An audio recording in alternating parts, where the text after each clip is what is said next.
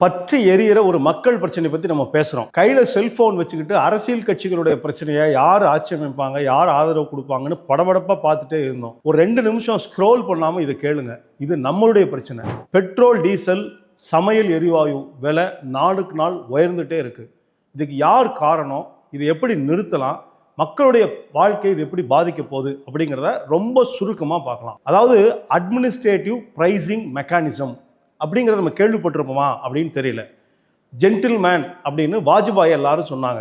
கட்சி மோசமான கட்சி தான்ப்பா, ஆனால் அந்த கட்சியில் இருக்கிற ஜென்டில்மேன் இவர் தான் அப்படின்னு சொன்ன வாஜ்பாய் காலத்தில் தான் அன்னைக்கு இருந்த ஒரு 30,000 கோடி ரூபாய் எண்ணெய் தொகுப்பு நிதியை க்ளோஸ் பண்ணிட்டு அட்மினிஸ்ட்ரேட்டிவ் ப்ரைசிங் மெக்கானிசம்ங்கிற ஒரு புதிய நடைமுறை கொண்டு வந்தார்.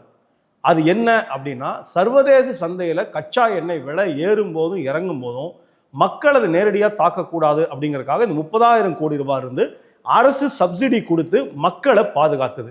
ஜென்டில்மேன் அரசு என்ன பண்ணுச்சு அப்படின்னா, 30,000 கோடி ரூபாயை பொது கஜானாவுக்கு தூக்கி போட்டுட்டு அட்மினிஸ்ட்ரேட்டிவ் ப்ரைசிங் மெக்கானிசம்ங்கிற ஒரு ஃபார்முலா கொண்டு வந்தாங்க.